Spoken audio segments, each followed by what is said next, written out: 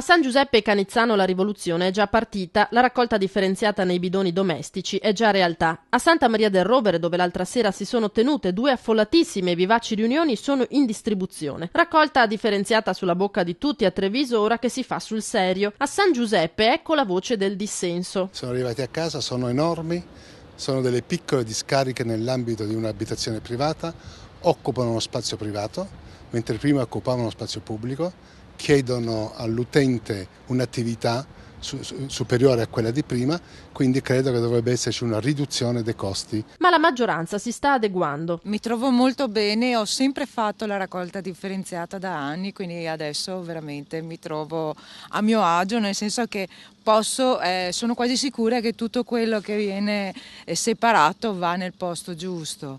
Mi rendo conto comunque che per chi abita su un appartamento portare avanti e indietro questi bidoni non sia molto semplice. C'è qualcuno che viene, è sempre qui la roba.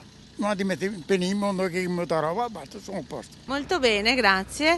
È un bel servizio, soprattutto per il futuro, per i nostri figli, per salvaguardare la natura il più possibile. Ci stiamo prendendo la mano, direi tutto sommato piuttosto bene, anche se forse cominciano già a slittare gli orari di raccolta, soprattutto per l'umido. Io metto carta con carta, è secco, 2 o 3 foglie, non dice da un'altra parte, per cui io faccio come si deve, per amor di Dio. Bidoni troppo grandi, annotazione che fanno un po' tutti, chi vive in appartamento li sistema dove può. In garage lasciamo fuori la macchina al momento. Grandetti bastava metà. Sento dei vicini che magari hanno difficoltà a trovare il posto e di questo mi dispiace, forse magari qualcuno in misura ridotta potrebbe andare meglio. Capisco che le persone anziane facciano fatica, magari se fossero bidoni un po' più piccoli potrebbero gestirli meglio. Avanti il prossimo dunque, a Sant'Artemio proseguono gli incontri informativi, il 29 gennaio e il 7 febbraio saranno dedicati a Fiera e Selvana.